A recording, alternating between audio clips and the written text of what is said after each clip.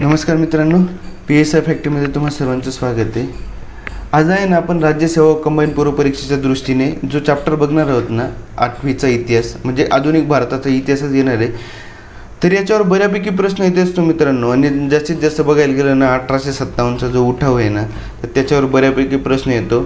आणि आपली एक स्ट्रॅटेजी आहे की आपण फक्त इम्पॉर्टंट टॉपिक उचलायचे आणि त्याच्यावर अभ्यास करायचा, कारण परीक्षा काय विचारते ना हे आपल्याला समजलं तर मग आपण लवकर परीक्षा पास होण्याच्या मार्गाकडे जात असतो।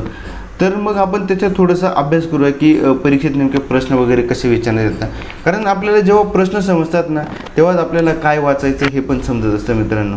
मग आता मी बऱ्याच वेळा आता आपण जे 1857चा उठाव वगैरे जे मेन चॅप्टर तेच बघणार आहोत, पण इथं जर बघायला गेलं ना तर जास्तीत जास्त फोकस जर आयोगाचा असेल ना मित्रांनो, तर समाज सुधारक त्यांनी स्थापन केलेले वेगवेगळे समाज किंवा जे वेगवेगळे उठाव झाले, आदिवासींचे उठाव, शेतकऱ्यांचे उठाव, ह्या गोष्टीवर जास्त फोकस देतो आहे आयोग।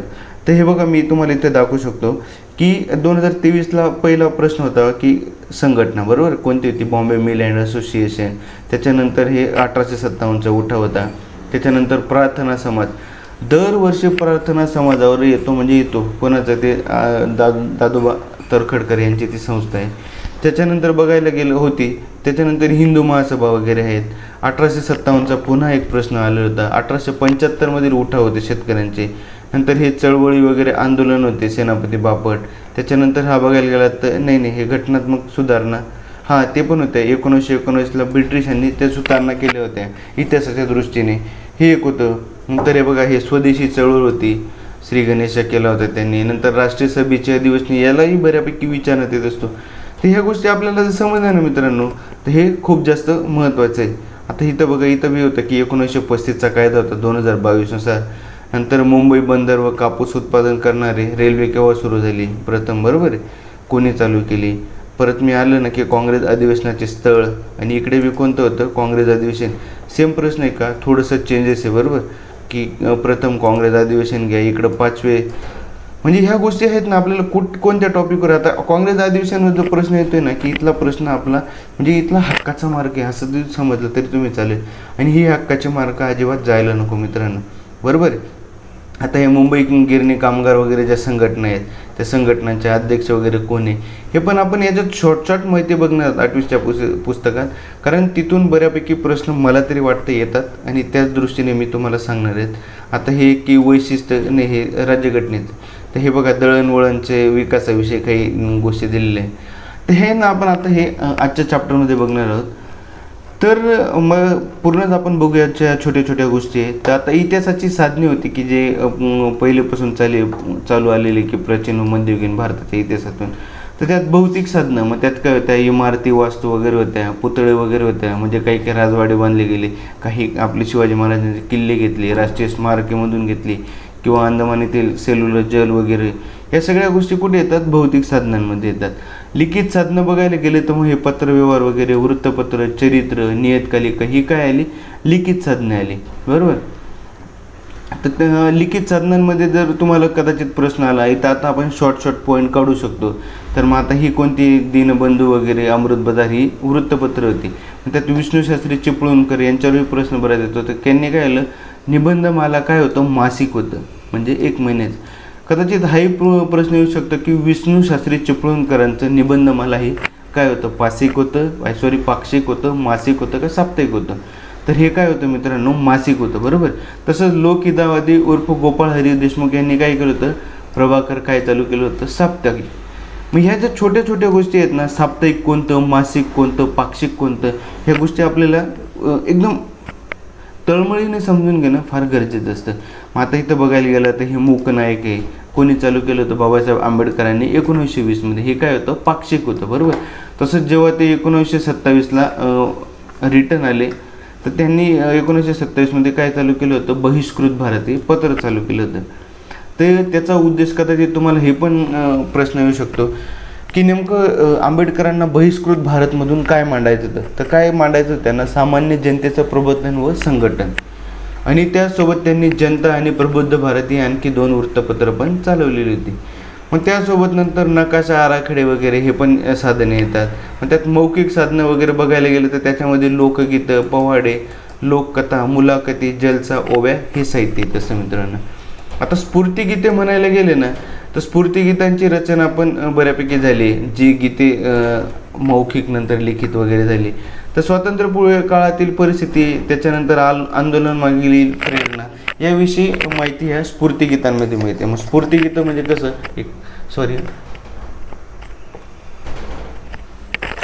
स्फूर्तिगीतं म्हणजे प्रेरणा देणारी गीतं. मग जसं आपण ते आपलं जसं वेगवेगळे गीतं आपण ऐकत जातो, स्वातंत्र्याची गीतं आहेत, ही गीतं कोणती होती? स्फूर्तिगीतं होती मित्रांनो. मग आता पोवाडे पण मौखिक साधने आहेत. मग त्याच्यात बरेच पोवाडे लिहिले गेलेले. मग आता 1857चा लढा होता, त्याच्यानंतर सत्यशोधक समाजाने म्हणजे आपले महात्मा फुलेंनी पोवाड्यांच्या माध्यमातून बरेच शोषित वर्गाची जागृती केली होती. कदाचित असा पण प्रश्न येऊ शकतो की महात्मा फुलेंनी पोवाड्याच्या माध्यमातून कोणत्या घटना समोर आणल्या होत्या? तर शोषित वर्गाची झालेली जी कुचंबना व्हायची ती त्यांनी मांडण्याचा प्रयत्न केला होता, बरोबर. तर आता हे दृकश्राव्य वगैरे असतात, रेकॉर्डिंग वगैरे, छायाचित्र, ह्या गोष्टींना जास्त प्रश्न नाही आहेत. पण मग हेच गोष्टी म्हणजे शॉर्ट गोष्टी आपल्याला लक्षात आल्या पाहिजे. आता ध्वनी मुद्रितांमध्ये बघायला गेलं तर रवींद्रनाथांनी गायलेलं कोणतं जनगणमन हे पण एक मुद्रित होती, ही रेकॉर्डिंग करून ठेवलेली. त्यानंतर सुभाषचंद्र बोस यांचं भाषण पण आपण बऱ्यापैकी ऐकत असतो, जे रेकॉर्ड केलेले आहे. चित्रपट सृष्टीचा जर बघायला गेलं ना तर हा प्रश्न कंटिन्यू असतो. मग एक तर करंट अफेअरला असतो. दादासाहेब फाळकेंनी जो पुरस्कार आपलं 1913ला चित्रपट सृष्टीची मुहूर्तमेढ रोवली होती, दादासाहेब फाळके पुरस्कार दिला जातो सिने अभिदृष्टींना. तर मग ह्या गोष्टी आपल्याला इथं अभ्यासायच्या आहेत मित्रांनो. तर हे तुम्ही याच्यातनी मी जेव्हा पुढं मुख्य लेक्चर चालू करणार आहेत ना इतिहासाचे, तर त्याच्यात तुम्हाला प्रत्येक गोष्ट मिळणार आहे. इथं फक्त शॉर्ट गोष्टी मी तुम्हाला सांगितल्या. आता युरोप आणि भारतचं बघायला गेलं ना तर युरोपियनचं भारतात आक्रमण वगैरे झालं, त्यांनी कोणकोणते शोध वगैरे लावल्या, या गोष्टीवर आता काही जास्त प्रश्न येत नाही. मग परत लिओनार्डो दा विन्सी वगैरे किंवा भौगोलिक शोध वगैरे होते, ऑटोमन्स हे आपलं बायस्टाईन वगैरे जेव्हा त्यांनी जिंकून वगैरे घेतले होते. परत भारताचा शोध कोणी लावला होता, वास्को द गामा वगैरे, हे जास्त महत्त्वाच्या गोष्टी नाही. आता काही वास्को द गामा सगळ्यांना माहीत होतं की भारतात आला, कुठे आला, पहिले दक्षिण आफ्रिकेला वळसा घालून तो कालिकत बंदरात विचारला. मग याच्यात प्रश्न विचारण्यात येऊ शकतो की युरोपातील वैचारिक क्रांती वगैरे ते पण काही महत्त्वाचं नाही. तर राजकीय क्रांती बघताना आहे ना की आपण जे इथे बघायला गेलं ना की राजकीय क्षेत्रातील क्रांती, तर ती भारताच्या दृष्टीने महत्त्वाची ठरते का? तर ती 1947 नंतर ठरते का? कारण इंग्लंडमध्ये जे संसदीय लोकशाहीचा विकास झाला ना, तोच संसदीय लोकशाही आपण आपल्या भारतात ॲक्सेप्ट केलेली, बरोबर. तर मग त्याच्या आधी काय होतं की एक लोकशाहीने राजेशाही होते, बरोबर का? तर हे कॅबिनेट पद्धतीच्या स्वरूपात बदल केव्हा झाला? जेव्हा 1689ला बिल ऑफ राईट्स होतं ना, काय होतं, बिल ऑफ राईट्सनुसार राजाच्या अधिकारावर मर्यादा घातल्या होत्या. म्हणजे याच्या आधी आहे ना की किंगडम होता, जसे क्वीन वगैरे होती 1800पर्यंत, तर त्याचे जे राईट्स वगैरे काढून संसदीय लोकशाहीचा विकास आहे ते करण्यात आला आणि मग पार्लमेंटचं सार्वभौमत्व प्रस्थापित झालं. म्हणजे इथं लोकशाही आली किंवा 1691च्या बिल ऑफ राईट्स नंतर. तर मग ह्या पण गोष्टी आपल्याला महत्त्वाच्या. मी तेच म्हणतो ना की हे जे इम्पॉर्टंट आहेत ना ते टॉपिक उचला, जे मी तुम्हाला सांगणार आहे. कदाचित तुम्हाला काही वाटले तुमच्या दृष्टीने तुम्ही तेही गोष्टी शकता, पण मला मी जेवढ्या गोष्टी अभ्यासले त्याच्यानुसार मला हे शॉर्ट गोष्टी अभ्यासाच्या दृष्टीने महत्त्वाच्या वाटतात मित्रांनो. तर अमेरिकन वगैरे तुम्हाला राज्यसेवेच्या दृष्टीने आहे महत्त्वाची, ते पण आपण नंतर आपण बघणार आहोत. आणि त्या वसाहती वगैरे जनतेने विरोध केला, तिथे पण आपण इंग्रज वगैरे कसे ते प्रस्थापित झाले होते. 13 वसाहतींवर त्यांनी राज्य करायला सुरुवात केली होती. तिथल्या लोकांनी जॉर्ज वॉशिंग्टनच्या नेतृत्वाखाली परत त्यांच्यावर युद्ध करून म्हणजे त्यांच्याशी युद्ध करून त्यांनी विजय मिळवला होता. त्याच्यानंतर फ्रेंच राज्यक्रांती होती, बरोबर. मग फ्रेंच राज्यक्रांतीने जगाला काय स्वातंत्र्य, समता, बंधुता ही मूल्य दिली. कदाचित हा पण आय एम पी टॉपिक आहे, याच्यावर प्रश्न विचारण्यात येऊ शकतो. फ्रेंच राज्यक्रांतीने आपल्याला कोणते मूल्य दिले? तर स्वातंत्र्य, समता आणि बंधुता. तसं बघायला गेलं तर औद्योगिक क्रांती झाली हळूहळू. मग 1800च्या दशकात औद्योगिक क्रांती व्हायला लागली. मग हळूहळू बाष्पशक्ती वगैरेची इंजिनं वगैरे आली. मग टप्प्याटप्प्याने इंग्लंडची औद्योगिक भरभराट इतकी झाली की इंग्लंडचं वर्णनच जगाचा कारखाना म्हणून असं केलं जातं. म्हणजे की इकडच्या तिकडच्या देशातून बऱ्यापैकी गोष्टी वाहून इंग्लंड हा देश श्रीमंत झाला होता. मग भारतातलं सोनं घ्या, जसं भारताला सोन्याची मैना म्हटलं जातं किंवा सोन्याची चिडिया पण म्हटलं जात होतं. आणि सोन्याचा धूर पण निघायचा भारतातून असंही म्हटलं जातं. पण आता भारतात एवढं सोनं राहिलं नाही जेवढं इंग्रजांकडे आहे. मग तसंच भांडवलशाहीचा उदय होता. भांडवलशाही म्हणजे सेम कन्सेप्ट आहे. व्यापारातून आपल्या देशात इकडच्या तिकडच्या देशातून त्यांनी अधिराज्य घालून संपूर्ण साहित्य वाहून नेत होते कमी भावात आणि तिकडे ते जास्त भावात विकत होते, म्हणजे ते व्यापार करत होते. मग त्यांनी काय केलं, इथं व्यापारशाही म्हणजे भांडवलशाहीचा उदय झाला. त्याच्यानंतर वसाहतवाद बी म्हणायला गेलं ना की एखाद्या देशाचं म्हणजे एखाद्या राष्ट्रात गेले तर तिथल्या भूप्रदेशावर त्यांनी स्वतःचं अस्तित्व स्थापन करायचं आणि ते शेवटी त्यांची वसाहत स्थापन झाली का मग त्या ठिकाणी त्यांचं स्वतःचं ते हे म्हणजे एक साम्राज्य गाजवायचे, म्हणजे राजकीय वर्चस्व प्रस्थापित करायचे, त्याला वसाहतवाद म्हणायचे. तसंच बघायला गेलं ना साम्राज्यवाद आहे बरोबर, विकसित राष्ट्र आणि अविकसित राष्ट्रांवर सर्वांगीण वर्चस्व प्रस्थापित करणे. आता काही राज्य अविकसित पण असतात, पण त्यांना काहीतरी चांगल्या गोष्टी सांगण्याच्या दृष्टीने यांनी स्वतःचं अस्तित्व तिकडे स्थापन केलं होतं आणि मग स्वतः साम्राज्य तयार केले होते यांनी. कारण ते एक बळी पाडलेले लोकांना त्यांनी असं त्या गोष्टी आपल्याला जेव्हा मुख्य इतिहासाचा अभ्यास करू ना तेव्हा आपल्याला सांगणार जाऊ मी कारण आपल्याला एखाद्याला म्हणता नाही की आपण काहीतरी लालसेपोटी देतो आणि त्या लालसेपोटी ती समोरची व्यक्ती बळी पडते. मग बळी पडल्यानंतर आपण त्यांच्यावर आपला स्वतःचा हक्क गाजून टाकतो. मग सेम ब्रिटिश इंडिया कंपनीचा आहे ना तो साम्राज्यवादाचा एक पॉईंट म्हणजे साम्राज्यवाद होता तिचा की त्याला भारतात पूर्ण मक्तेदारी तयार करायची स्वतःची. म्हणून 1600 पासून त्यांनी जसं भारतात आक्रमण केले, मग ब्रिटिश ईस्ट इंडिया कंपनी स्थापन केली. इकडं सुरतमध्ये त्यांनी वखार वगैरे स्थापन केली, सुरतेतून त्यांनी व्यापार वगैरे चालू केला. ह्या सगळ्या गोष्टी खूप महत्त्वाच्या आहे. मग आता कर्नाटक युद्ध वगैरे राज्यशास्त्र आपलं राज्यसेवेच्या दृष्टीने ही पॉईंट महत्त्वाचे. पण जेव्हा आपण आता 2025ची राज्यसेवा थेरॉटिकल बेस होणार आहे UPSC सारखी, तेव्हा कदाचित असे पण प्रश्न येऊ शकतात की ब्रिटिश ईस्ट इंडिया कंपनीचा भारतातील साम्राज्यवादाचा इतिहास स्पष्ट करा.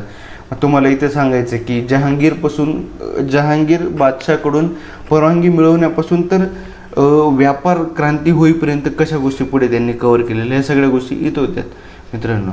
मग इकडे बंगालमध्ये त्यांनी स्वतःचा पाया रोवला होता. मग तिकडचा जो सिराज उद्दौला वगैरे होता याला लालूच वगैरे दाखवून त्यांनी तिथला जो नवाब होता मीर जाफर त्याला लालूच देऊन त्यांनी सिराज उद्दौलासोबत बंड पुकारले होते. मग तिथून त्यांनी ते मीर कासिम वगैरे ह्या पुढे गोष्टी ज्या घडल्या ना तर तेच बक्सारचा वगैरे जे उठाव असते 1774 वगैरे ही सगळी उठाव पुढे होत गेली. मग इंग्रज म्हैसूर युद्ध होता 1799चा श्रीरंगपट्टण इथला टिपू सुलतानचा. ह्या ज्या छोट्या छोट्या गोष्टी आहेत ना ह्या जास्त राज्यसेवेच्या दृष्टीने मॅटर करतात. हे आपण मुख्य इतिहास जेव्हा सुरुवात करणार आहोत तेव्हा बघणार आहोत. पण मी आता तिथे तुम्हाला शॉर्टमध्ये सांगतोय. तसं 1843मध्ये त्यांनी सिंध गिळंकृत केला होता. कोणी? इंग्रजांनी. त्याच्यावर बी ताबा मिळवला होता. मग शीख सत्तेचा पाडा होता 1900 शतकात पंजाबमधला बघायला गेला तर मग रणजित सिंहच्या मृत्यूनंतर ती सत्ता दलीप सिंगकडे होती. मग ते तिथं पण त्यांनी हळूहळू आहे ना तिथं एक त्यांचा अधिकारी ठेवून ती सत्ता काबीज केली होती. तर ह्या सगळ्या गोष्टी आहेत ना आपण इथं बघितल्या आहेत मित्रांनो. तसं आता आपण तिसरं चॅप्टर आहे की ब्रिटिश सत्तेचे परिणाम, किती भयानक परिणाम होते आता आपण हे इथं बघणार आहोत. आणि हे चॅप्टर खूप जास्त महत्त्वाचं आहे कारण इथून तैनाती फौजेचे वगैरे करार आहेत. तैनाती फौज म्हणजे काय या गोष्टी बऱ्याच मुलांना कळत नाही. तैनात म्हणजे काय होतं तर आपण ते बघू की ईस्ट इंडिया कंपनीची स्थापना कुठे भारतातून केली त्यांनी. मग इकडे बंगाल प्रांतात पण केली, परत वखार सुरतेमध्ये स्थापन केली त्यांनी. फ्रेंच वगैरे जे डच वगैरे त्या सगळ्यांवर वर्चस्व प्रस्थापित करून त्यांनी स्वतःचं वर्चस्व भारतामध्ये रोवायला सुरुवात केली होती. केव्हा? 1800च्या कालखंडामध्ये. मग हे जे मागे बघितलं त्यानुसार इंग्रज मराठ्यांचं बी युद्ध होतं. मराठी एक असे म्हणजे बळकट सेना होती मराठ्यांची की ज्याच्यावर कोणी साम्राज्य गाजू शकत नाही. म्हणजे मराठ्यांची सत्ता ही भारतातील महत्त्वाची प्रबळ सत्ता होती. हा इम्पॉर्टंट टॉपिक आहे मित्रांनो. पण तरी त्यांनी मराठ्यांनाही हरवून लावलं होतं. म्हणजे 1774 ते 1818मध्ये जे तह वगैरे झाले, सालबाईचा तह वगैरे, याच्यात मराठ्यांना हरावंच लागलं होतं. तर बघायला गेलं तर तैनाती फौज किती 1798मध्ये कोणी चालू केली होती तर गव्हर्नर जनरल जेव्हा लॉर्ड वेलेस्ली भारतात आला होता तर त्याने संपूर्ण भारतावर इंग्रजांचे वर्चस्व प्रस्थापित करण्यासाठी त्याने हे धोरण आखलं होतं की तैनाती फौज कसं होतं माहिती आहे का की एखाद्या राजाचं राज्य आहे. आता समजून घ्या आपण आता एखाद्या कंपनीला जर आपले एम्प्लॉई आता समजून घ्या की एखादी कंपनी आणि तिथं आपण काय करतो सिक्युरिटी वगैरे प्रोव्हाइड करतो. मग सिक्युरिटी प्रोव्हाइड करताना कंपनी काय करते सिक्युरिटीवाल्यांचा जो बॉस असतो म्हणजे इंग्रज समजून घ्या त्यांना पेमेंट देते आणि मग ते काय करतात त्या जे आपण आपले एम्प्लॉईज पुरवले असतात त्यांना पेमेंट देत असतात. मग सेम तसंच होतं की इंग्रज काय करायचे, मोठे मोठे राजे वगैरे असते त्यांच्याकडे आहे ना आपली सेना तिथं त्यांना म्हणजे भाड्याने ठेवत होते करारानुसार, आणि त्यांच्याकडून त्या बदल्यात आहेत ना मग काही मदतीचं आश्वासन घेत होते. मग त्याच्यात बघायला गेलं तर बऱ्यापैकी गोष्टी आपण हळू इथंच बघूया की करारा अन्वये भारतीय सत्ताधीशांना इंग्रजांच्या लष्करी मदतीचे आश्वासन देण्यात आले. मग त्यात अटी काय होत्या माहिती आहे का, की इंग्रजांचे लष्कर ठेवावे त्यासाठी खर्चासाठी रोख रक्कम किंवा तेवढ्या उत्पन्नाचा प्रदेश कंपनीला तोडून द्यावा. म्हणजे समजून घ्या की आपण एखाद्या 10 एकरासाठी जरी सैन्य ठेवत असणार तर ते म्हणतील की आम्हाला 2 एकर देऊन टाका, तर त्यांना 2 एकर द्यावं लागत होतं की अशी त्यांची स्कीम होत्या ते. म्हणजे त्यांना काय करायचं होतं, भारतावर स्वतःचं राज्य प्रस्थापित करता करता भारताला डायरेक्ट हडपून टाकायचं होतं मित्रांनो. तर मग इतर सत्ताधीशांची इंग्रजांच्या मध्यस्थीने संबंध ठेवणे होते. आपल्या दरबारी इंग्रजांचा रेसिडेन्स ठेवावा. ह्या अटी कशाच्या होत्या, तैनाती फौजीच्या होत्या. आणि ही तैनाती फौज खूप जास्त महत्त्वाची आहे आणि केव्हा चालू झाली होती तर ती 1798 लॉर्ड वेलस्लीने चालू केली होती. तर तुम्हाला असा पण प्रश्न येऊ शकतो की तैनाती फौज जोडायला वाला मग कोण होता, ते लॉर्ड वेलस्ली. ह्या गोष्टी लक्षात आहे. मग आता 1802 मध्ये दुसऱ्या बाजीराव पेशवा होताना त्याने पण तैनाती फौजेचा करार केला होता, पण ते खूप जास्त त्यांचा खूप जास्त हस्तक्षेप आहे ना मराठी राज्यात वाढला होता, म्हणून दोघात युद्ध पुकारलं होतं आणि 1818 मध्ये त्यांनी शरणगती पत्करली होती मराठ्यांनी, बरोबर. तसं हे छत्रपती प्रतापसिंह होते. पेशवाईचा हस्त झाल्यानंतर पुढे हळूहळू त्यांनी बी ग्रँड टप्पे अधिकाऱ्याशी राज्यकारभारात मदत घेण्यासाठी नेमणूक केली होती. मग त्यांना गादीवरून पदच्युत करून काशी येथे ठेवण्यात आले, तिथे त्यांचा मृत्यू झाला होता. तर ह्या गोष्टी जास्त महत्त्वाच्या नाहीत मित्रांनो. मग पुढे लॉर्ड डलहौसी दत्तक विधान नामंजूर केलं होतं त्यांनी, कारण एखाद्या व्यक्ती मेल्यानंतर त्या गादीवर दुसरं कोणतरी बसावं, पण त्यांनी काय त्याचं कोणीतरी नसेल ना, तिसऱ्या व्यक्तीला दत्तक विधान नामंजूर केलं होतं. कोणी, लॉर्ड डलहौसीने. तर एक बघितलं तैनाती फौज. आता ब्रिटिश सत्तेच्या भारतावरील परिणाममध्ये आहेत ना ही दुहेरी राज्यव्यवस्था वगैरे आपल्याला खूप जास्त महत्त्वाचं आहे. लॉर्ड वेलेस्लीने तैनाती फौजेचा करार केला. नंतर रॉबर्ट क्लाइव्ह होता ना 1765 मध्ये याने बंगालमध्ये दुहेरी राज्यव्यवस्था अस्तित्वात आणली. सेम तसंच आहे, थोड्या गोष्टी इथे वेगवेगळ्या होत्या. तर ते काय होतं की एखाद्या व्यक्ती म्हणजे एखाद्या राज्याला ते शिपाई म्हणजे स्वतःची सेना सुरपूत करायची. तसं इथलं काय होतं दुहेरी राज्यव्यवस्थेमध्ये की शांतता व सुव्यवस्था बंगालचा नवाब राखायचा आणि तिथलं जे बाकीचं महसूल वगैरे गोळा करायचं काम होतं ना ते कोण बघत होती, तर कंपनी बघत होती. कोणती, ब्रिटिश ईस्ट इंडिया कंपनी. तर मग तिथला महसूल म्हणजे ते म्हणता नाही का की दुधावरची मलई खाण्याचं काम बंगाल आपली ईस्ट इंडिया कंपनी करत होती आणि खालचं दूध खाण्याचं काम फक्त कोण करत होतं, तर बंगालचा नवाब. पण याचे दुष्परिणाम कालांतराने खूप जास्त दिसू लागले होते, कारण भारतातील जो व्यापाराचा मक्ता होता ना ईस्ट इंडिया कंपनीला दिल्यामुळे, तर कंपनीचा म्हणजे इंग्लंडमधील अनेक व्यापाऱ्यांना त्या कंपनीचा हेवा वाटू लागला होता. म्हणजे कारण ते भारत सगळ्यांनाच धुवावं असं वाटत होतं आणि तेच चालू केलं होतं. तर कंपनीचा भारतावरील कारभारावर इंग्लंडमध्ये टीका होऊ लागली होती. तेव्हा कंपनीच्या कारभारावर नियंत्रण ठेवण्यासाठी इंग्लंडच्या पार्लमेंटने काही महत्त्वाचे कायदे केले होते. म्हणजे याच्यात जरी हे दुहेरी शासन व्यवस्था होती ना रॉबर्ट क्लाइव्हने केली, त्याच्यात काही लोकांनी स्वतःचा स्वार्थ साधण्यासाठी जास्त कामं करत होते ते. म्हणजे सरकार नंतर स्वतःचं पोट पहिले अशा दृष्टीने ते काम करायला लागले. म्हणून इंग्लंडच्या पार्लमेंटने त्यांच्यावर कारभार ठेवण्यासाठी महत्त्वाचे कायदे केले. तर ते काय होते, तर पार्लमेंटने कायदा केला होता की 1773चा रेग्युलेटिंग ॲक्ट. आपण रेग्युलेटिंग ॲक्ट पण पूर्ण बघणार आहोत पुढे राज्यशास्त्र आणि इतिहासाच्या दृष्टीने. तर त्या ॲक्टनुसार काय करण्यात आलं होतं मित्रांनो की हा बहुपर्यायी प्रश्न तुम्हाला हा पण येऊ शकतो रेग्युलेटिंग ॲक्टवर आणि बऱ्यापैकी आलेला पण आहे. तर बंगालच्या गव्हर्नरला आहे ना गव्हर्नर जनरल असा हुद्दा देण्यात आलेला होता. काय या ॲक्टनुसार, कोणता की गव्हर्नर जनरल. आणि या ॲक्टनुसार लॉर्ड वॉरन हेस्टिंग हा गव्हर्नर जनरल झाला होता. कुठला, मुंबई आणि मद्रास आणि बंगालच्या प्रांताचा, बरोबर. इकडे कोण होतं पहिले, रॉबर्ट क्लाइव्ह. त्याच्यानंतर कोण झाला पहिला गव्हर्नर जनरल बंगाल प्रांताचा, तर तो लॉर्ड वॉरन हेस्टिंग होता. केव्हा, 1773च्या रेग्युलेटिंग ॲक्टनुसार. आणि तसंच मुंबई व मद्रास इलाख्यांच्या धोरणावर पण नियंत्रण ठेवण्याचा अधिकार त्याला मिळाला होता. म्हणजे तिकडं मुंबई इकडे मद्रास इलाका आणि बंगालपर्यंत तिघी ठिकाणी तो लक्ष केंद्रित करत होता. आणि त्याला मदत करण्यासाठी किती सदस्यांची समिती मिळाली होती? 4 सदस्यांची. याच्यावर ऑलरेडी एक प्रश्न विचारण्यात आलेला आहे मित्रांनो 4 सदस्यांची समितीसाठी. म्हणून तुम्ही आहेत ना हे पॉईंट जास्त लक्षात ठेवा, बरोबर. तसंच 1784चे पीठचे कायदे, आता हे पीठचे कायदे 3 आहेत, 1813, 1833 आणि 53. तर हे पण खूप महत्त्वाचे, आपण हे पण पुढे बघणार आहोत. तर पीठचा भारतविषयक कायदा मंजूर झाला 1784मध्ये. तर त्यात काय होतं की भारतातील राज्यकारभारावर पार्लमेंटचे नियंत्रण ठेवण्यासाठी त्यांनी एक नियामक मंडळ स्थापन केले होते. याच्यावर प्रश्न तुम्हाला येऊ शकतो की भारतातील कारभारावर पार्लमेंट नियंत्रण ठेवण्यासाठी एक कोणतं स्वरूपाचं मंडळ स्थापन करण्यात आलं होतं? कोणतं होतं? नियामक मंडळ होतं. समजलं मित्रांनो. तसंच पुढे आहे ना की मी जे म्हटलं की असं की आपलं मंडळाला देणं, आपलं राज्यकारभाराविषयी आदेश देण्याचा अधिकार मंडळाला देण्यात आला होता, नियामक मंडळाला. 1813, 33 व 53ला 3 कायदे करण्यात आलेले होते. त्याच्यात पुन्हा फेरबदल झाली होती ब्रिटिशांनी केलेली, ते पण आपण राज्यशास्त्रामध्ये बघणार आहोत पुढे. तर आगमनापाठोपाठ म्हणजे आता इंग्रज सत्तेच्या आगमनापाठोपाठ नवीन प्रशासकीय पद्धत भारतात रूढ झाली होती. मुलकी नोकरशाही, लष्कर, पोलीस दल व न्यायव्यवस्था ह्या सगळ्या गोष्टी त्यांनी भारतात अंमलबजावणी चालू करायला सुरुवात केली होती मित्रांनो.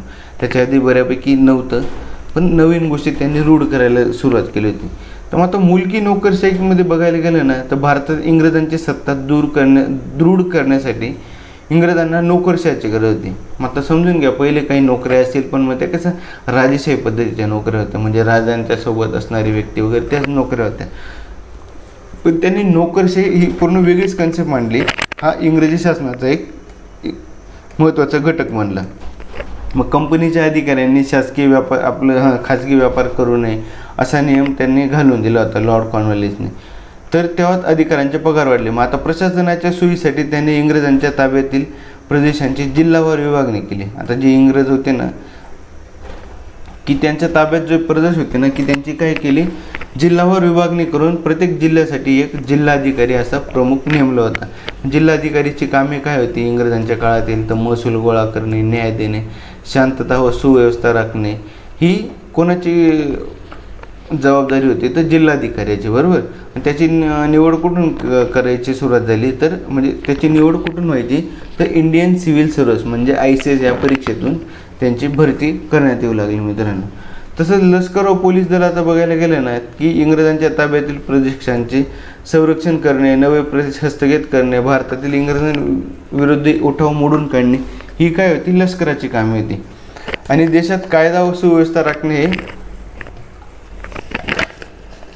पोलीस दलाचे प्रमुख काम आहे. मग ते तेव्हा घ्या, इंग्रजांच्या काळात जरी कायदा व्यवस्था सुव्यवस्था राखायचं काम होतं आणि आजही पोलीस दलाचं काम तेच आहे की कायदा व सुव्यवस्था संपूर्ण राखायची, बरोबर. आता न्यायव्यवस्था बघायला गेलं ना मित्रांनो की न्यायव्यवस्था आपण इंग्रजांकडूनच घेतली आहे. असं बी आपण जेव्हा घटना समिती वगैरे बघतो ना त्याच्यात आपल्याला बऱ्यापैकी गोष्टी तिथं पुढे कळतात की कोणकोणत्या देशांच्या घटनेतून आपण काय काय घेण्यात आलं आहे. तर इंग्लंडमधील न्यायव्यवस्थेच्या धर्तीवर इंग्रजांनी भारतात नवी न्यायव्यवस्था स्थापन केली. म्हणजे त्यांच्याकडे ऑलरेडी न्यायव्यवस्था होती तर आपल्याकडे स्थापन केली. तर प्रत्येक जिल्ह्यात मुलकी खटल्यासाठी दिवाणी न्यायालय. आता कदाचित असा पण प्रश्न येऊ शकतो मित्रांनो की इंग्रजांनी तयार केलेली न्यायव्यवस्था कशी आहे? तर जिल्ह्याच्या ठिकाणी खटल्यासाठी दिवाणी न्यायालय, म्हणजे जिल्ह्याच्या ठिकाणी दिवाणी न्यायालय, तालुक्याच्या ठिकाणी फौजदारी खटल्यासाठी फौजदारी न्यायालय, तालुक्याच्या ठिकाणी फौजदारी खटल्यासाठी फौजदारी न्यायालय, असे 2 न्यायालय त्यांनी स्थापन केली होती. तर त्यांच्या निर्णयाच्या फेरविचारासाठी आणि उच्च न्यायालय, आणि तेच समजून घ्या आता जिल्ह्यात मुलकी खटल्यासाठी दिवाणी न्यायालय होते आणि फौजदारी खटल्यासाठी फौजदारी न्यायालय होते. पण त्यांच्या निर्णयांच्या काही गोष्टींचा फेरविचार करायचा असेल, काही गोष्टी त्यांना एखाद्याला म्हणजे काही वेळा प्रत्येक वेळा गोष्टी आपल्याच बरोबर असतील असं नाही. मग ते एखाद्या गोष्टीत निर्णय घेता नाही आला तर तो निर्णय कोणाकडे द्यायचे? ते घ्यायला उच्च न्यायालयाकडे.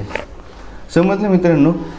तर कायद्यापुढील समानतामध्ये बघायला गेलं ना की भारतामध्ये पूर्वी ठिकठिकाणी वेगवेगळे कायदे होते. कायद्यापुढील समानता, मग न्यायदानात जातीनुसार भेदभाव पण केला जातो, बरोबर. न्यायदान होते किंवा निवडणुका वगैरे होत्या, ह्या पण गोष्टी बऱ्यापैकी होत्या. तर लॉर्ड मेकॉलेच्या नेतृत्वाखाली स्थापन झालेल्या विधी समितीने कायद्याची संहिता तयार केली होती. म्हणजे विधी समिती त्यानुसार त्यांनी कायदा तयार करायचं काम कोणी केलं होतं? लॉर्ड मेकॉलेच्या.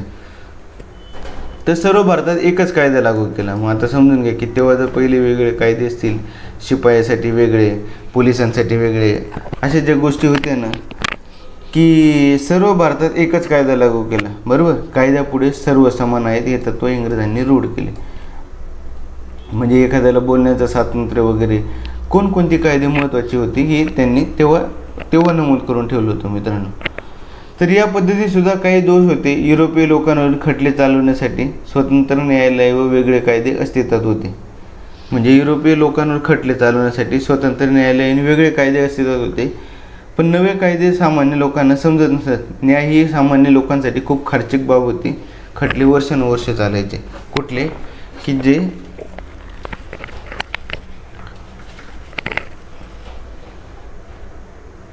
युरोपीय लोकांवरचे. बरोबर. आता इंग्रजांची आर्थिक धोरणं काय होती मित्रांनो? की प्राचीन काळापासून त्यांनी आक्रमण केले भारतावर. अनेक आक्रमण भारतामध्ये स्थायिक झाले. बरोबर. त्यांनी संस्कृती समृद्ध करून जेथे राज्य केले तेथे अर्थव्यवस्थेत मूलभूत बदल केले नाहीत. बरोबर. फक्त इंग्रजांचे मात्र तसे नव्हते. तर इंग्लंड हे आधुनिक राष्ट्र होतं. औद्योगिक क्रांतीमुळे तेथे भांडवलशाही अर्थव्यवस्था रूढ झाली. या व्यवस्थेला पोषक अशी अर्थव्यवस्था त्यांनी भारतात रुजवली होती. म्हणजे इंग्लंडमध्ये काय काय गोष्टी लागतो, कोणकोणत्या गोष्टींचा पुरवठा तयार करायचा होता ना, की अशी अर्थव्यवस्था कुठे होती? तर भारतात होती. मग भारतातून कापड निर्यात करण्यापासून, निळ निर्यात करण्यापासून, सोनं निर्यात करण्यापासून, मसाल्याचे पदार्थ निर्यात करण्यापासून सगळ्या गोष्टी ते भारतातून इंग्लंडला पाठवते. बरोबर. तर या व्यवस्थेला पोषक अशी अर्थव्यवस्था कुठे होती? भारतात होती. आपले ऑलरेडी प्रश्न आलाच तुम्हाला, औद्योगिक क्रांतीमध्ये अर्थव्यवस्थेला पोषक ठरणारी अर्थव्यवस्था नेमकी कुठे रुजवली? तर ती भारतात होती. आणि त्यामुळे इंग्लंडचा आर्थिक लाभ जास्त झाला. परंतु भारतीयांचे मात्र आर्थिक शोषण होऊ लागले होते. का? कारण ते पण आपण बघूया की जमीन महसूलविषयक धोरण आलं होतं.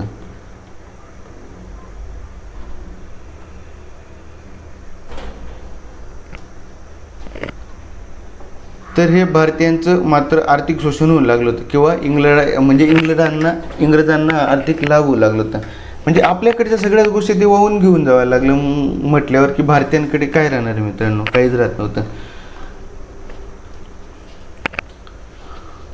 तर जमीन महसूल विषयक धोरणामध्ये बघायला गेले ना, तर कदाचित धोरणं वगैरेवर बी आता पुढे येणार हळूहळू प्रश्न आपल्याला. तर शेती व इतर उद्योग यांच्याद्वारे गावाच्या गरजा भागत होत्या पहिले. पण त्यांनी काय केलं? जमिनींवर महसूल गोळा करायला सुरुवात केली. तर हेच राज्याच्या उत्पन्नाचं प्रमुख साधन झालं होतं त्यांचं. का गोळा करायचे माहीत नाही, पण त्यांनी ते आक्रमण केले, काहीतरी लोकांना फसवत होते. तर इंग्रजपूर्व काळात पिकानुसार शेतसारा आकारला. म्हणजे तेव्हा पण राजे वगैरे घेतच होते, पण इंग्रजांनी जास्त घ्यायला सुरुवात केली होती. मग शेतसाऱ्यात सूट तर तेव्हा मिळत होती, पण आता मिळत नव्हती इंग्रजांमुळे. मग जर तुम्ही शेतसारा भरण्यास थोडा पण उशीर झाला ना, तर तेव्हा शेतकऱ्यांकडून डायरेक्ट जमिनी काढून घेतल्या जात होत्या. म्हणजे स्वतःची जमीन स्वतः कसायची आणि शेतकऱ्यांना म्हणजे आपण इतरांना तुम्हाला शेतसारा भरावा लागत होता. या इतक्या गोष्टी इंग्रज शासनाने किंवा आधीचे जे राजे वगैरे मंडळी होती त्यांनी खूप जास्त घाण करून ठेवली होती मित्रांनो. तर उत्पन्न वाढवण्यासाठी इंग्रजांनी पुन्हा महसुली पद्धत महत्त्वाचे बदल केले. म्हणजे जे पारंपरिक पिकं होती ना, ते त्यांनी बदलून टाकली होती आणि नीळ वगैरे सारखे पदार्थ त्यांनी लावायला सुरुवात केली होती. आता नवीन जमीन महसूल व्यवस्थेचे परिणाम काय होते नव्या? तर ग्रामीण जीवनावर परिणाम झाला होता. बरोबर. म्हणजे खाणं पिणं या ज्या गोष्टी आपण तयार करत होतो ते सोडून आपण फक्त व्यापारी पिकं घ्यायला सुरुवात केली होती. शेतसारा भरण्यासाठी येईल त्या किमतीला शेतकरी स्वतःचं पीक विकून टाकायचं. व्यापारी व दलाल वाजवी किंमत दराने त्यांचा माल खरेदी करायचे. बरोबर. म्हणजे व्यापारी वगैरे होते ते कमी किमतीत माल खरेदी करायचे. त्याच्यामुळे काय व्हायचं की माल बी कमी जायचं. ऑलरेडी शेतकऱ्यांनी कर्ज घेतलेलं असायचं, म्हणून सारा भरण्यासाठी त्यांना आहे ना सावकाराकडला पैसे नसे द्यायला, म्हणून सावकाराकडे येऊन ते काय करायचे? जमीन गहाण देऊन टाकायचे डायरेक्ट. मग जोपर्यंत पैसा जात नाही तोपर्यंत सावकार वाट बघायचा, नाही तर मग नंतर तो डायरेक्ट स्वतःच्या नावावर जमिनी करून घ्यायचा. तर मग गहाण टाकून कर्ज घ्यावे लागेल. मग शेतकरी कर्जबाजारी झाला, कर्जफेड भरली जात नव्हती. ह्या सगळ्या गोष्टी कुठे होत होत्या? की शेतकऱ्यांचं शोषण वगैरे यामुळे व्हायला लागलं होतं. कशामुळे? की महसूल विषयक धोरणमुळे. पण शेतीचं म्हटलं ना की व्यापारीकरण इंग्रजांनी करायला सुरुवात केली होती. म्हणजे अन्नधान्य पिकवत होते ना, तर ते वापरासाठी व गावच्या गरजा भागवण्यासाठी उपयोग पडायचं. पण त्याच्यानंतर कापूस, नीळ, तंबाखू, चहा इत्यादी नगदी पिकांना इंग्रज सरकार उत्तेजन देऊ लागले होते. पण भारतात त्याचा काही फायदा नव्हता, कापूस, नीळ वगैरेचा जास्त. मग अन्नधान्याच्या लागवडीपेक्षा नफा मिळवून देणारी पिके घेण्यावर जो भर दिला जाऊ लागला, त्या प्रक्रियेला शेतीचं व्यापारीकरण म्हणतात. समजलं मित्रांनो? दुष्काळ केव्हा पडला होता? 1860 ते 1900 मध्ये. त्याच्यानंतर वाहतूक व दळण व्यवस्थेत सुधारणा करण्यात आली होती, कारण कोलकाता व दिल्ली यांना जोडणारा महामार्ग बांधला होता. 1853 मध्ये मुंबई ठाणे रेल्वे मार्गावर आगगाडी धावली होती मित्रांनो. त्याच वर्षी तार यंत्राद्वारे संदेश पाठवण्याची पण यंत्रणा भारतात आली होती. म्हणजे तार यंत्रणाद्वारे आहे ना, ते अजूनही आपण बऱ्याच पोलीस स्टेशनमध्ये गेलो ना की तिथं तार एक विभाग असतो, तिथे बऱ्यापैकी आजही अशाच तार यंत्राच्या गोष्टी चालत असतात. किंवा काही मूवीमध्ये बघतात ते सोनार यंत्रणा वगैरे असं ना, त्याच्यानुसार काही गोष्टी करता येतात. तर या यंत्रणेने भारतातील प्रमुख शहरे आणि लष्करी ठाणे एकमेकांना जोडलेली होती मित्रांनो. म्हणजे एखादा फोन किंवा एखादा डिव्हाइस किंवा एखादा तारतंत्र किती महत्त्वाचं असतं आता समजून घ्या. तर तारतंत्राद्वारे संदेश पाठवण्याची ती यंत्रणा होती मित्रांनो. तर त्याचप्रमाणे डाक व्यवस्था ही सुरू केली होती पुढे. तर आता ही मुंबई ठाणे रेल्वे 1853 मध्ये धावली होती प्रथम.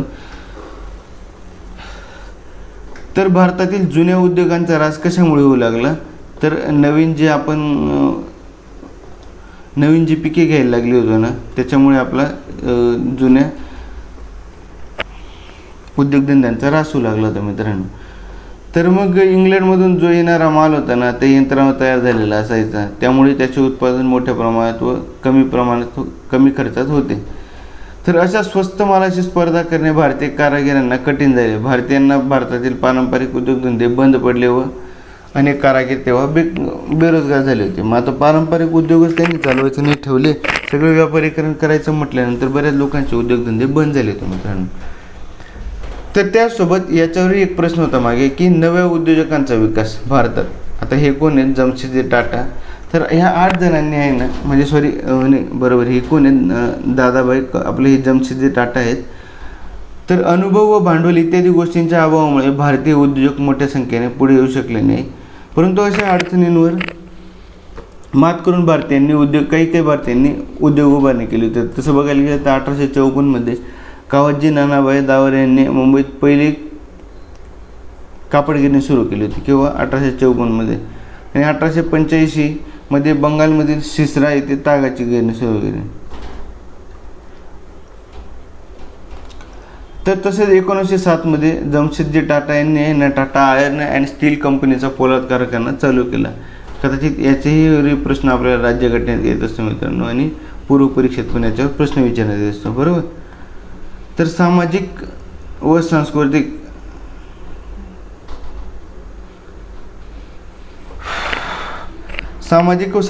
सांस्कृतिक परिणाम कसे झाले आता की 1900 शतकात युरोपमध्ये मानवतावाद, बुद्धिवाद, लोकशाही, राष्ट्रवादी, उदारमतवाद ह्या मूल्यांवर आधारित नवे युग साकारले गेले होते. भारतात सुद्धा उमटे स्वाभाविक होते. तर या परिवर्तनाचे पडसाद भारतात सुद्धा उमटणे स्वाभाविक होते. म्हणजे जे उदारमतवाद वगैरे बुद्धिवादी होते, त्यांचं जे पाश्चिमात्य जगात जे परिणाम होते ना, त्याचं पडसाद भारतात बी पडणार होतं. तर इंग्रजांना प्रशासन चालवण्यासाठी भारतातील समाजाची ओळख करून द्यायची होती. कोणाला? प्रशासन चालवण्यासाठी कोणाला करून द्यायची होती की भारतातील समाजाची ओळख प्रशासन चालवण्यासाठी. आणि भारतीय लोकांनाही जास्त चान्स देत नव्हते, त्यांच्याच लोकांना भरत होते. त्यासाठी त्यांनी येथील परंपरा, इतिहास, साहित्य, कला व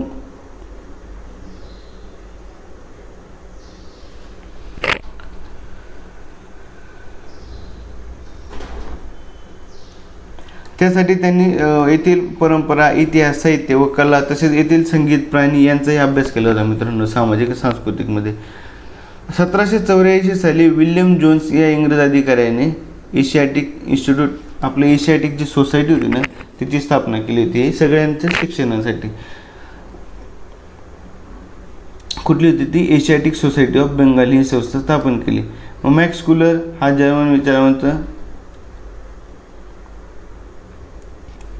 तर मॅक्स कूलर हा जर्मन विचारवंत, भारतीय धर्म, भाषा, इतिहास यांचा गाढा अभ्यासक होता. तर याच उदाहरणांमुळे आपल्याला म्हणजे आपला धर्म, इतिहास, परंपरा यांचा अभ्यास आपण आज बघणार आहोत. तर एशियाटिक सोसायटीवर आहे ना मित्रांनो, ह्याच्यावरही बऱ्यापैकी प्रश्न आलेला आहे की एशियाटिक सोसायटी कोणी सुरू करण्यात आली आहे. 1784 मध्ये विल्यम जोन्स या अधिकाऱ्याने चालू केली होती, बरोबर ती. तर इंग्रजांनी भारतात अनेक कायदे केले. मग त्यात 1829चा लॉर्ड बेंटिक सतीबंदीचा कायदा होता. 1856 मध्ये लॉर्ड डलहौसीने विधवा पुनर्विवाहाला मान्यता दिली. हे पण खूप जास्त महत्त्वाचा पॉईंट आहे, कारण याच्यावर पण दरवर्षी प्रश्न येत असतो मित्रांनो की डलहौसीने विधवा पुनर्विवाहाला मान्यता देणारा कायदा केला होता. हे कायदे आहेत ना समाज सुधारणेस पूरक ठरतात.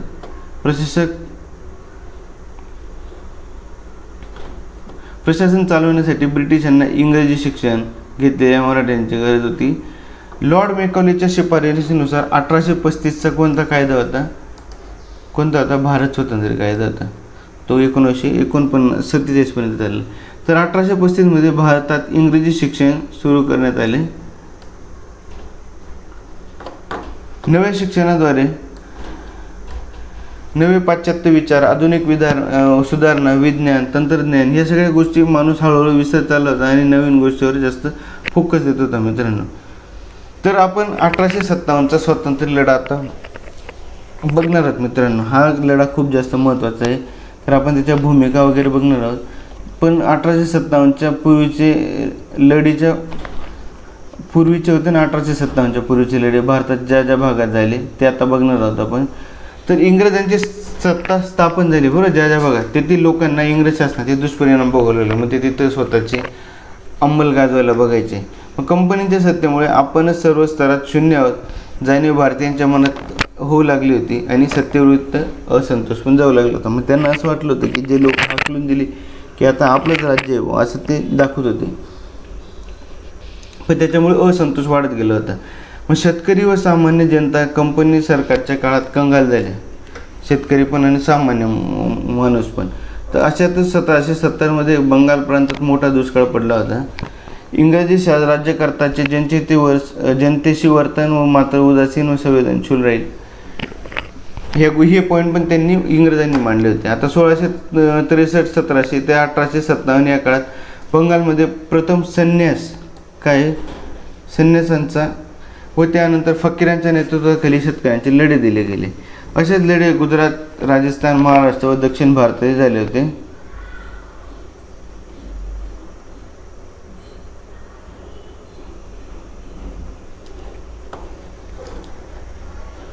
तर हे जे बघू शकता मित्रांनो, बंगालमध्ये हा 1763 ते 1857चा जो काळ होता ना, की बंगालमध्ये प्रथम संन्यास व त्यानंतर फकीरांच्या नेतृत्वाखाली सगळे लढे दिले होते. आता जसं मी कंबाईनच्या परीक्षेमध्ये सांगितलं ना की आपल्याला वेगवेगळ्या लढ्यांवर अभ्यास करायचा आहे, तर ही लढे किती जास्त महत्त्वाची आता हे तुम्हाला मी पुढे अजून प्रश्नपत्रिकांचा अभ्यासमध्ये सांगितलं. तर याच्यामध्ये आहे ना की आदिवासींचे लढे आहेत, नंतर उमाजी नाईकने जो लढा घडवला होता ते लढे आहेत, बंगालमधले बऱ्यापैकी लढे आहेत. या सगळ्या गोष्टींचा तुम्हाला अभ्यास करायचा मित्रांनो. तर आता उमाजी नाईक कोण होते माहिती आहे ना, की यांनी रामोशी बांधवांना व स्थानिक युवकांना संघटित करून इंग्रजांविरुद्ध बंड पुकारले होते. त्यांनी एक जाहीरनामा काढून इंग्रज विरुद्ध लढा देण्याचं व इंग्रजी सत्ता झुगारून देण्याचं आव्हान केलं होतं. पुणे, सातारा, अहमदनगर, सोलापूर, नाशिक, भोर इत्यादी भागात त्यांनी आपला दरारा निर्माण केला आणि 1832 मध्ये कंपनी सरकारने उमाजी नाईक यांना अटक केली. त्यांना पुणे येथे फाशी देण्यात आली. का? कारण यांनी आहे ना जे रामोशी वगैरे होते ना त्यांच्यासोबत बरेच उठाव केले होते आणि उठाव ते म्हणजे बऱ्यापैकी मोठे उठाव होते मित्रांनो. तर भारतातील आदिवासी व वन्य जमातींनी या सत्तेला आव्हान दिलं. या जमातीच्या उदरनिर्वाह म्हणजे या ज्या आदिवासी व वन्य जमाती होत्या ना याच्याशी जसं जंगलातील संपत्तीवर होत्या, तरी इंग्रज त्यांच्यावर हक्क गाजवायचा होता. म्हणून त्या उमाजी नाईक यांनी यांच्यावर पण म्हणजे उमाजी नाईक यांनी दंड पुकारला होता. तसंच ब्रिटिशांनी कायद्याने त्यांच्या हक्कावर गदा आणली होती. परिणामी बिहार, छोटा नागपूर परिसरातील कोलम, ओडिसातील गोंड, बिहारमधील संताळ हे जे सगळे होते ना हे ब्रिटिशांच्या विरोधात लढे देत होते ते. मग आता महाराष्ट्रातील भिल्ल घ्या, कोळी, रामोशी यांनी पण इंग्रजांविरुद्ध लढे दिलेच होते मित्रांनो. कोणी कोणी भिल्ल, कोळी, रामोशी. तर याच्यावरही प्रश्न विचारतात, पण प्रश्न असा विचारला जातो की कोणी कोणी दिले. तर 1857 साला पूर्वी देशाच्या निरनिराळ्या भागात काही जमीनदार आणि राजा राजवाड्यांनी दिले होते, बरोबर उद्यात. तर ईस्ट इंडिया कंपनीच्या फौजेत अनेक भारतीय सैनिक पण होते मित्रांनो. आता हे पण जास्त इम्पॉर्टंट नाही. तर मग तिथे बी दुजाभावाची वागणूक दिली जात होती. सैनिकांच्या तुलनेत अत्यल्प होते. 1806 साली वेल्लोर येथे, 1824 साली बकारपूरच्या उठावाने उग्र रूप धारण केले होते. कोणी तर हे जे सैनिक वगैरे होते ना यांच्यात. आता हे सर्व लढे त्या परिसरात झाले, ते स्थानिक स्वरूपाचे व एकाकी होते. इंग्रजांनी बळाचा उपयोग करून ते मोडून काढले. लोकांचा असंतोष दडपला गेला, पण तो नाहीसा झाला. हा वनवा 1857च्या स्वातंत्र्य युद्धात भडकला होता. आता ब्रिटिश कंपनी सत्तेविरुद्ध अनेक ठिकाणी उभी पण होती, बरोबर. म्हणजे आता या ब्रिटिश कंपन्या आहेत नाही उभ्या पण राहत होत्या, भारताला मदत पण करत होत्या. पण भारताचे जे नागरिक होते ना, जे तिथं काम करत होते त्यांच्याकडे सैनिक, तर त्यांच्या मनात आता असंतोषाचा उद्रेक झाला होता. तर ते कशामुळे, तर बघूया पुढे 1857च्या लढ्याची कारणं. तर याची लढ्याची कारणं काय होती माहिती आहे का? गावगाडा पूर्वीसारखा चालत नाही, हे असं विचार आहे. तर तुरळक भारतात अनेक राजवटी होत्या. तर इंग्रजांनी मात्र प्रचलित व्यवस्था बदलून नवीन व्यवस्था निर्माण करायचा प्रयत्न केला होता. मग आता गावगाड्याचे बदल वेगळे असते, स्वरूप पाहून जनतेच्या मनात अस्थिरता व असुरक्षिततेची भावना निर्माण झाली होती. मग आता आर्थिक कारणं काय होती? इंग्रजांनी आर्थिक उत्पन्न वाढवण्यासाठी नवीन, आता म्हणजे इंग्रज काय करायचे, फक्त महसुली पद्धती वेगळ्या वाढवायचे, जेणेकरून इंग्रज ऑटोमॅटिक कर गोळा करून घ्यायचे. सामाजिक कारणांमध्ये बघायला गेलं तर ऑफकोर्स इंग्रज आपल्या चालीरीती व परंपरा, रूढी यांच्यात हस्तक्षेप करत होता. म्हणजे त्यांनी चांगल्या गोष्टींवर पण फोकस करायला सुरुवात केली होती. त्यामुळे थोडेसे बदल घडत होते. जसं सतीबंध कायदा होता, विधवा विवाह कायदा होता, हे त्यांनी बंद केले, बरोबर, सामाजिक दृष्टीने. आणि त्या गोष्टी खूप जास्त महत्त्वाच्या आहेत मित्रांनो. आता राजकीय धोरणांमध्ये बघायला गेलं ना, तर इंग्रजांनी अनेक भारतीय राज्ये ताब्यात घेतली होती किंवा 1857ला. तर पुढे डलहौसीने अनेक संस्थाने विविध कारणांनी खालसा केली. गैरकारभाराचे निमित्त पुढे करून अयोध्येच्या नावाला पदच्युत केले.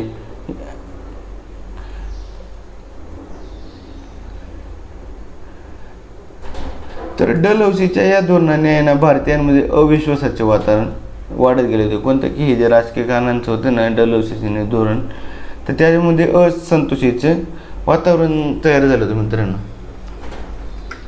तर हे हिंदी सैनिकातील असंतोष होता, ते काडतूस वगैरे. तत्कालीन कारण बी तेच होतं की गाईची व डुकराची चरबी बातमी चौकडे होती.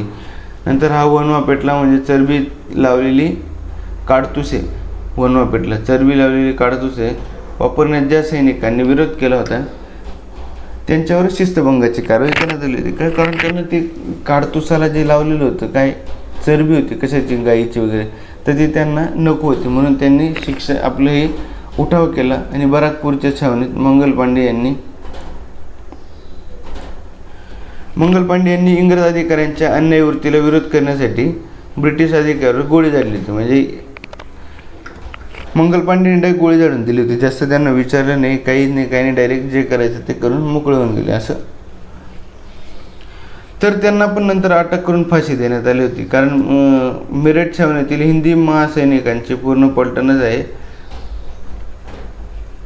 तर दिल्लीचे सैनिक दिल्लीच्या रोखाने निघाले होते. तर वाटेत हजारो नागरिक उत्स्फूर्तपणे त्यांना हे देत होते, म्हणजे प्रतिसाद होते. आता हे कोण होते? मंगल पांडे वगैरे. आता लढ्याची व्याप्ती वगैरे दिल्ली पुढे झाली होती बऱ्यापैकी. लढ्याचं नेतृत्व 1857 पासून पुढे चालू आलेलं होतं. आता हे बघायला गेलं तर तुम्ही तात्यासाहेब टोपे, लक्ष्मीबाई आहे, हजरत अली आहे, कुंवर सिंग आहेत, हे सगळे या लढ्याचे भागीदारच म्हणता येतील मित्रांनो. आता हा 1857चा तुम्ही काय आहे नकाशा बघू शकता.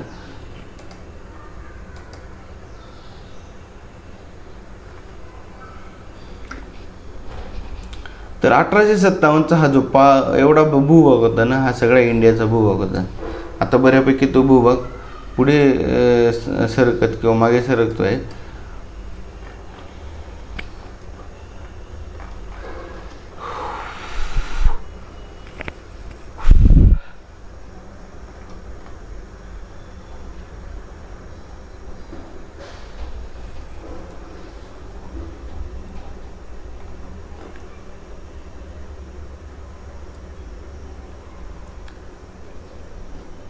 तर 1857चा उठाव करण्याचं जास्तीत जास्त कारण कोणतं होतं मित्रांनो? काडतुस वगैरेच होते. तर मग त्याच्यामुळेच ते लढे वगैरे झालेले होते आणि लढ्यांमुळे असंतोषाचा भाव सगळीकडे निर्माण झाला होता आणि भारतीयांनी आहे ना बऱ्यापैकी ती जो राजवटीचा पाडा होता ना तो करण्याचा प्रयत्न केला होता, पण ते तेव्हा जास्त जमलं नाही मित्रांनो. म्हणून तो लढा आहे ना अयशस्वी ठरला होता. काय की 1857चा लढा खालील कारणांमुळे जरी म्हणायला गेलं ना की बरेच कारणं होती, मग त्यात लढ्याचा प्रसार भारतभर झाला नाही. त्याच्यानंतर सर्वसामान्य नेत्याचा अभाव होता, राजवाड्यांच्या पाठिंब्याचा अभाव होता, लष्करी डावपेचाचा अभाव होता. तर ह्या सगळ्या गोष्टींचा परिणाम इथे झालेले होते मित्रांनो. तर इथं आहे ना ईस्ट इंडिया कंपनीची जी राजवट वगैरे आहेत ना, राणीचा जाहीरनामा वगैरे घ्या, धोरणात्मक बदल वगैरे घे, हे आपण आहे ना पुढच्या चॅप्टरमध्ये बघणार आहोत. कोणत्या की सामाजिक व धार्मिक प्रबोधन. तर तुम्हाला इथं कंबाईनमधून प्रश्नपत्रिका पण समजले. थोडंसं मला आत्ता एक वीकनेस झालं मित्रांनो, त्यामुळे ते बोलता बोलता थोडंसं मला मध्येच डोळ्यावर झापणी लागत होती, म्हणून काही वेळेस थांबलं आहे. तर तुम्ही आहे ना याच्यासोबत प्रश्नपत्रिका बघूनही अभ्यास करू शकता. प्रश्न कसे विचारण्यात येतात ना याच्यावर फोकस द्या. 100% तुम्ही यावर्षी म्हणजे यावर्षी घ्या किंवा 2025ला तुम्ही PSI होऊ शकता मित्रांनो, असा अभ्यास ठेवला तर प्रश्नपत्रिकांचं विश्लेषण वगैरे करून. तर धन्यवाद मित्रांनो, थांबूया आपण. जय